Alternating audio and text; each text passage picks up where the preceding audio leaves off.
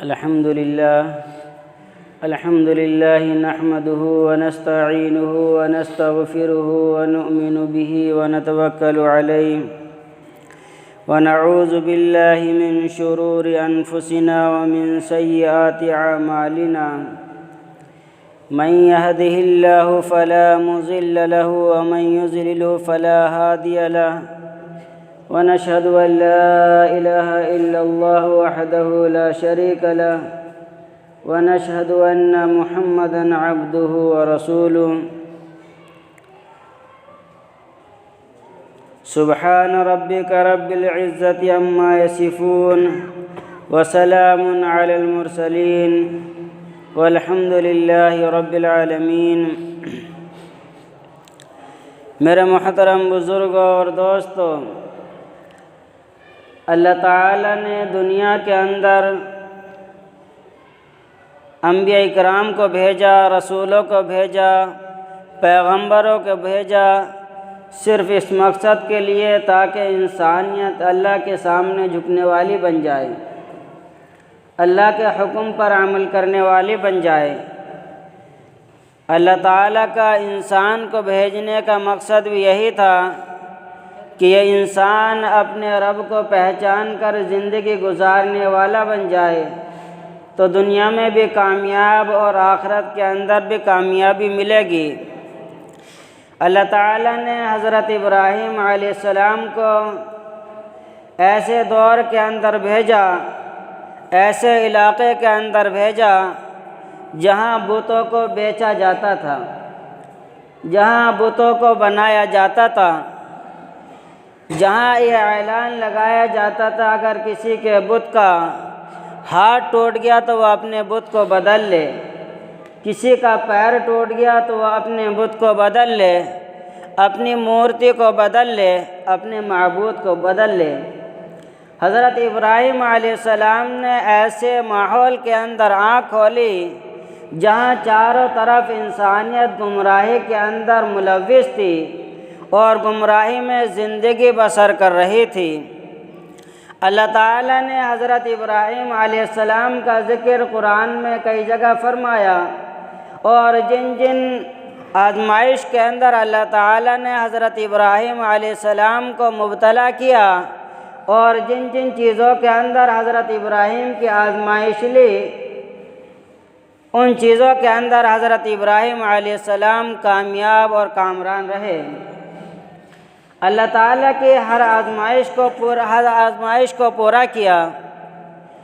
حضرت ابراہیم علیہ السلام بڑی اللہ کے حکم کی فرمانبرداری کرنے والے، بہت زیادہ اللہ کی عبادت کرنے والے، اللہ تعالیٰ سے بہت زیادہ محبت اور عشق کرنے والے تھے۔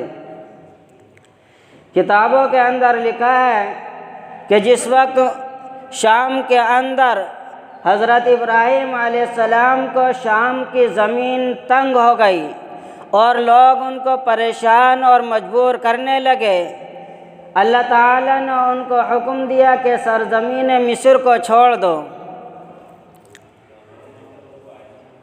میرے دوستو، اللہ کے بہت زیادہ محبوب بندے ہیں حضرت ابراہیم علیہ السلام، کہ جب اللہ تعالیٰ نے حکم دے دیا کہ سرزمین مصر کو چھوڑو، حضرت ابراہیم علیہ السلام اپنی بیوی سارہ کو لے کر چل دیے۔ جب یہ حضرت سارہ کو لے کر چل دیے اور اس علاقے کو، اس بستی کو چھوڑ دیا جس کے اندر حضرت ابراہیم علیہ السلام رہ رہے تھے، اور اس بستی کی طرف نکل کر چل دیے جہاں اللہ تعالیٰ کا حکم ہوا۔ اللہ تعالیٰ نے فرمایا، اے میرے حبیب، اے میرے خلیل، فلسطین کی طرف چلو، بیت المقدس کی طرف چلو، فلسطین کا رخ کرو، اسی کو اپنا مرکز بناؤ۔ میرے دوستو، حضرت ابراہیم علیہ السلام نے بڑی محنت کی، بڑی مشقت کی، بڑی پریشانیوں کو جھیلا۔ حضرت سارہ کو لے کر اپنے گھر سے چل دیے، اپنا گھر بھی چھوڑا، اپنا در بھی چھوڑا، تمام کنبے والوں کو، خاندان والوں کو اللہ کی رضا کے لیے چھوڑ کر چل دیے۔ حضرت ابراہیم علیہ السلام مصر کی سرزمین کے اندر جا رہے ہیں۔ وہاں کا جو بادشاہ ہے وہاں کا جو حاکم ہے بہت زیادہ ظلم کرنے والا، بہت زیادہ بدکاری کرنے والا، بہت زیادہ فحاشی اور عریانت کرنے والا تھا کہ اس کا ظلم لوگوں پر بہت مشہور تھا۔ وہ جس عورت کو دیکھتا ہے اس کی سرحد سے، اس کے ملک سے گزر رہی ہے، اس کو اپنے پاس بلوا لیتا اور اس کے ساتھ بدکاری کیا کرتا، ان کے ساتھ زنا کیا کرتا، ان کے ساتھ فحاشی کا معاملہ کیا کرتا، عورتوں پر بہت زیادہ ظلم کیا کرتا۔ اس بادشاہ نے اپنے ایسے کارندے سپاہی چھوڑ رکھے تھے کہ جو کوئی خوبصورت لڑکی، خوبصورت عورت ہمارے ملک سے نکل کر گزرے یا نکل کر جائے، اس کو پکڑ کر ہمارے پاس لے آئی۔ حضرت ابراہیم علیہ السلام حضرت سارہ رضی اللہ تعالیٰ عنہ کو لے کر نکلے۔ حضرت سارہ رضی اللہ تعالیٰ عنہ بھی حضرت ابراہیم علیہ السلام کے ساتھ ہیں۔ بادشاہ کے سپاہی آئے اور حضرت سارہ کو لے جانے لگے۔ حضرت سارہ رضی اللہ تعالی عنہ عرض کرنے لگیں، اے میرے خلیل، آج میں ان کے ساتھ چلی جاؤں گی، وہ ظالم بادشاہ ہے، بڑا ظلم کرنے والا ہے، بہت زیادہ فحاشی کرنے والا ہے، بہت زیادہ بدمعاشی کرنے والا ہے، میرا کیا بنے گا؟ حضرت ابراہیم علیہ السلام فرمانے لگے، اے میری پیاری بیوی سارہ، تجھے پریشان ہونے کی ضرورت نہیں، تجھے پریشانی اٹھانے کی ضرورت نہیں۔ نبی کی عزت اللہ کی عزت ہوتی ہے، نبی کی آبرو اللہ کی آبرو ہوتی ہے، اللہ تعالیٰ خود اپنی آبرو کی حفاظت فرمائے گا۔ فاللہ خیر حافظا وهو ارحم الراحمین، اللہ بہترین حفاظت کرنے والا، اللہ سب سے زیادہ حفاظت کرنے والا ہے اور وہ بہت زیادہ رحم کرنے والا، کرم کرنے والا ہے۔ وہ اپنے نبیوں کو کبھی ذلیل اور رسوا نہیں کرتا، اپنے نبیوں کو کبھی ذلیل و رسوا نہیں کرتا۔ اس لیے فرمایا سارہ، میرا رب میرے خود حفاظت فرمائے گا، میرے گھر والوں کی حفاظت کرے گا، میرے آبرو کی حفاظت کرے گا، میری عزت کی حفاظت کرے گا۔ حضرت سارہ رضی اللہ تعالیٰ عنہ کو محل کے اندر لے جا کر ایک کمرے میں بند کر دیا۔ جب بادشاہ ان کے سامنے آیا تو حضرت سارہ رضی اللہ تعالی عنہ نے فرمایا کہ اے بادشاہ، مجھے 2 رکعت نماز پڑھنے کی اجازت دے دے، میں اللہ کو یاد کر لوں، اللہ کے سامنے تھوڑی سی دعا کر لوں، پھر جو تجھے کرنا ہے کر لینا۔ حضرت سارہ رضی اللہ تعالی عنہ نے وضو کرنے کے بعد 2 رکعت نماز کی نیت باندھی اور اللہ تعالیٰ سے آہوزاری کرنے لگیں، اللہ تعالیٰ سے دعا کرنے لگیں، اللہ تعالیٰ سے اپنی آبرو کی حفاظت کی دعا کرنے لگیں۔ حضرت سارہ رضی اللہ تعالی عنہ نے اللہ تعالیٰ سے دعا کی اور اللہ تعالیٰ نے ان کی دعا کو قبول فرمایا، اور جتنی تدبیر بادشاہ نے کی تھیں سب کی سب ناکام ہو گئیں، اور اللہ تعالیٰ نے فرمایا، اے سارا، بادشاہ نے بھی بڑی تدبیریں کی ہیں، بڑے مکر کرے ہیں، بڑی چالیں چلی ہیں، میرا بھی ایک تدبیر کرنے کا ارادہ ہے۔ اے سارا، محل کے اندر میں نے تجھے اس لیے بلوایا، یہاں ایک بچی رہتی ہے، یہاں ایک لڑکی رہتی ہے، اس کو اپنے ساتھ لے کر جانا، اس کے بطن سے، اس کے پیٹ سے ایک ایسا بچہ پیدا ہوگا جو ذبیح اللہ بنے گا، جو نبی بنے گا، جو نبیوں کے نبی، جو نبی بنے گا، اور اس کے حال میں آخری نبی پیدا ہوگا۔ بادشاہ کا مقصد یہ کہ میں بدمعاشی کروں گا، میں زناکاری بدکاری کروں گا۔ آدمی زناکاری کرنے کے لیے، آدمی چوری کرنے کے لیے، آدمی بدکاری کرنے کے لیے کتنی تدبیر بناتا ہے، کتنے حیلے کرتا ہے، کتنے بہانے کرتا ہے۔ اگر اسے زنا کرنا ہے تو زناکاری کی تدبیر کرتا ہے، دنیا بھر کے فون ادھر ادھر گھماتا ہے، اپنے ماں باپ کو دھوکہ دے کر گھر سے نکل جاتا ہے، کتنی تدبیریں کرتا ہے۔ آواز گونج رہی اس کی مائک کی ایسے کھول بغل کے آواز بہت بڑی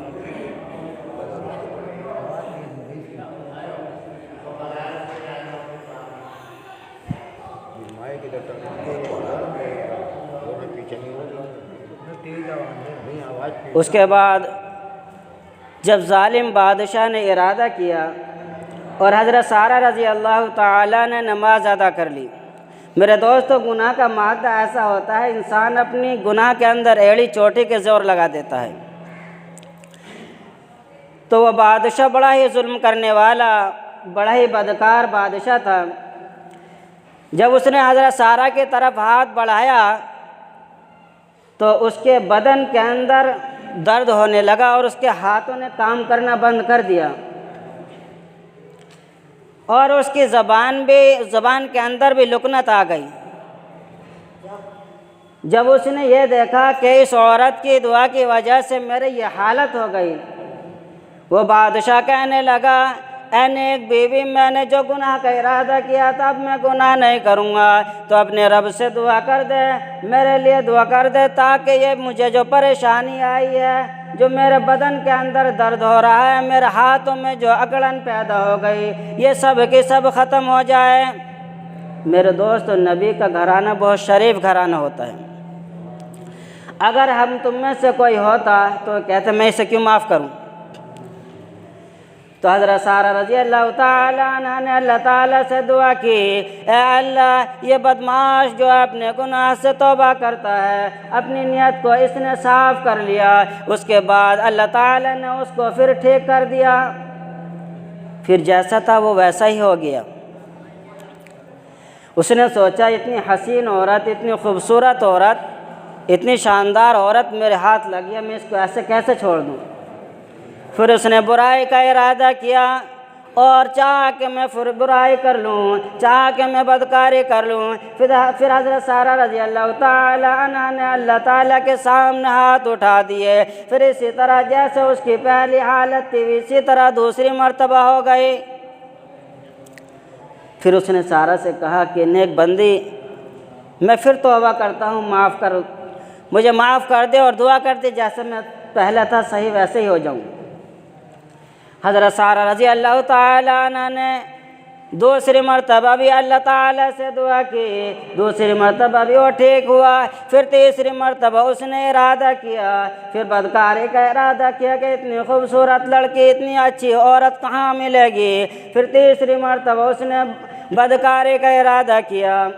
پھر حضرت سارہ رضی اللہ تعالیٰ عنہ نے اس کے لیے بد دعا کر دی، پھر جیسا پہلا تھا ویسا ہی ہو گیا۔ اس کے بدن کے اندر درد شروع ہوا اور اس کے ہاتھ اکڑ گئے، اس کی زبان کے اندر لکنت ہو گئی۔ پھر تیسری مرتبہ کہنے لگا، بی بی مجھے معاف کر دے، میں اب توبہ کرتا ہوں، اب میں بدکاری نہیں کروں گا۔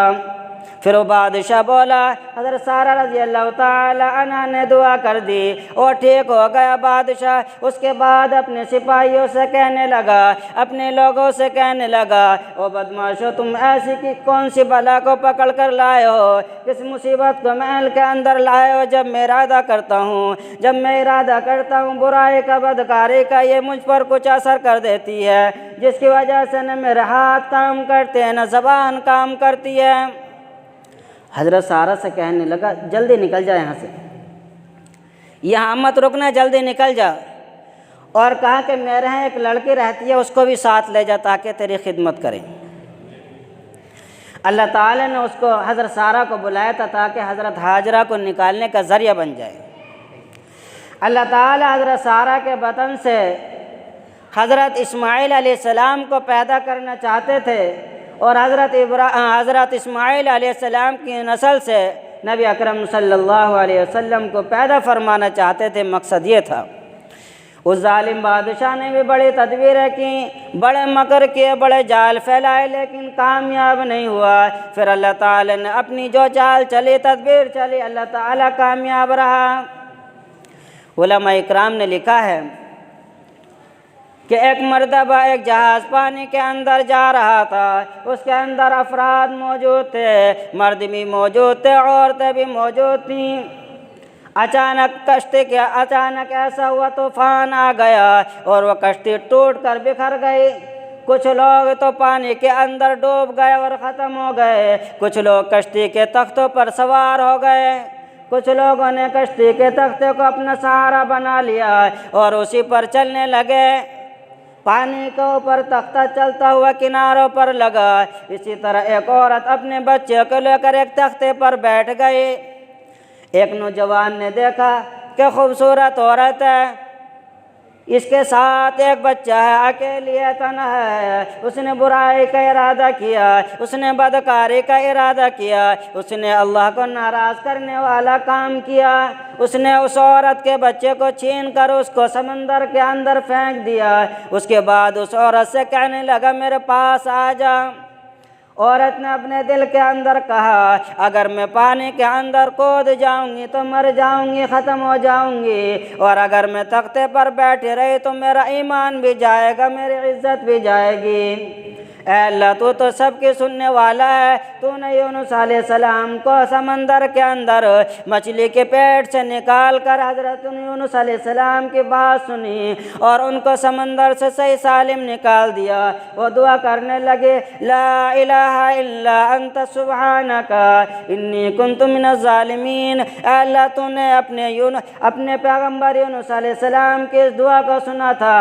اے اللہ وہ تو پانی کے اندر تھے، میں تو تختے کے اوپر بیٹھی ہوئی ہوں، اور یہ بدماش میرے ساتھ بدکاری کرنا چاہتا ہے، بدافعالی کرنا چاہتا ہے۔ اے اللہ میرے عزت کی حفاظت فرما۔ میرے دوست اس عورت نے دعا کی۔ اگر ہم کہیں ایسی جگہ پھنس جائیں جہاں زناکاری کرنی پڑے، جہاں بدکاری کرنی پڑے، تو وہاں بچنے کا طریقہ یہی ہے کہ ہم اللہ تعالیٰ سے دعا کریں، اللہ تعالیٰ سے مدد مانگیں، اللہ تعالیٰ کے سامنے 2 رکعت نماز ادا کریں تاکہ اللہ تعالیٰ کی مدد ہمارے شامل حال رہے۔ میرے دوست اگر ہم اللہ تعالیٰ سے مدد مانگیں گے تو اللہ تعالیٰ ہماری مدد فرشتوں کے ذریعے کرے گا، ہماری مدد اپنے حکم کے ذریعے کر دے گا، لیکن مانگنے والے ہوں، اللہ تعالیٰ سے مانگنے والے ہوں، اللہ تعالیٰ کا ذکر کرنے والے ہوں، اللہ کو تنہائی میں یاد کرنے والے ہوں۔ اس عورت نے جب اللہ تعالیٰ سے دعا کی اے اللہ میرے آبرو کی حفاظت فرما، اس کے بعد ایک گردن سمندر سے نکلی اور اس جوان کو نگل گئی۔ وہ عورت اپنے تختے پر بیٹھی ہوئی کنارے پر آ گئی اور وہاں آ کر رکی۔ اس نے دیکھا ایک جہاز آ رہا ہے، اس نے جہاز کی طرف اپنا روپٹہ ہلایا، روپٹہ ہلانے کے بعد وہ جہاز اس کی طرف آیا۔ وہ عورت اس جہاز کے اندر سوار ہوئی۔ جب وہ سوار ہو گئی اس نے دیکھا اس کا جو بچہ سمندر کے اندر ظالم نے پھینک دیا تھا ایک نوجوان کی گود میں کھیل رہا ہے۔ وہ عورت اپنے بچے کے اوپر ٹوٹ پڑی۔ وہ عورت اپنے بچے کو دیکھتے ہی اپنے بچے کو لپٹ پڑی۔ لوگوں نے کہا کہ یہ تیرا بچہ کیسے ہے؟ تو اس نے سارا ماجرا بیان کیا۔ پھر اس کے بعد جو جہاز کا کپتان تھا اس نے کہا تو ہمارا ماجرا بھی سن۔ ہم جب سمندر کے اندر آ رہے تھے ایک آواز آئی اور کہنے لگی اپنا جہاز ادھر لے آؤ ورنہ ڈبے دیے جاؤ گے، تمہارا جہاز غرق کر دیا جائے گا، تم اپنے جہاز کو ادھر لے آؤ۔ وہ کپتان کہنے لگا جب ہم اپنا جہاز ادھر لے کر گئے تو ہم نے دیکھا کہ ایک جانور کی پشت پر، ایک جانور کی پیٹھ پر یہ بچہ کھیل رہا ہے۔ ہم نے اس بچے کو اٹھا لیا۔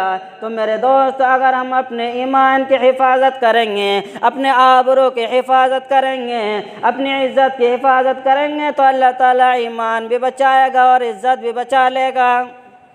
اور اگر ہم نے تھوڑے سے مزے کے لالچ میں اپنی عزت بھی گوا دی، اپنے ایمان کو بھی ختم کر دیا تو میرے دوست دنیا میں تو رسوائی ملے گی بھی اور آخرت میں بھی ملے گی۔ کتابوں کے اندر لکھا ہے جب زنا کرنے والا، بدکاری کرنے والا، فحاشی کرنے والا، جب زنا کرنے والا زنا کرتا ہے، زنا کے لیے مقام پر بیٹھتا ہے، زنا کا ارادہ کرتا ہے اور زنا کرنے کے لیے بالکل اس مقام پر بیٹھ جاتا ہے تو اس کا ایمان اس سے نکل کر دور چلا جاتا ہے۔ وہ ایمان سے بالکل خالی ہوتا ہے، وہ ایمان سے بالکل کنگال ہو جاتا ہے، وہ ایمان سے بالکل الگ ہو جاتا ہے۔ میرے دوستو اگر ایسی حالت میں موت آ گئی جو ایمان سے خالی ہو تو میرے دوستو اللہ تعالیٰ کے ہم کیا منہ دکھائیں گے؟ آج دنیا کے اندر بھائی بھائی کا ساتھ نہیں دیتا، قبر کے اندر قبر کے اندر جب چلے جائیں گے ایک سپارہ پڑھنے کے لیے کوئی تیار نہیں، ایک رکوع پڑھنے کے لیے کوئی تیار نہیں۔ جس اولاد کے لیے اتنی محنت کی ہے، جس اولاد کے لیے اتنی مشقتیں جھیلی ہیں، ایک رکوع پڑھنے کے لیے تیار نہیں۔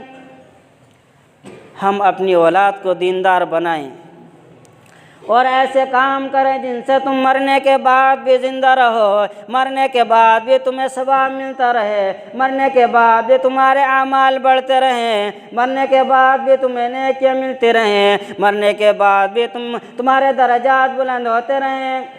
اگر تم دیندار اولاد چھوڑ کر جاؤ گے، تم نیک اولاد چھوڑ کر جاؤ گے، جب بھی تمہاری اولاد نماز پڑھے گی، جب بھی تمہاری اولاد قرآن پڑھے گی، جب بھی تمہاری اولاد اللہ کا ذکر کرے گی، اس کا ثواب تمہیں ملتا جائے گا۔ اگر تم یہ بھی نہیں کر سکتے، کم سے کم کسی حافظ قرآن کی مدد کر دو، کسی بچے کو حافظ قرآن بنا دو، کسی بچے کو حافظ قرآن بنا دو گے تو میرے دوستو جب تم دنیا سے گزر جاؤ گے، جب وہ قرآن پڑھا کرے گا تو تمہیں ثواب ملتا رہے گا۔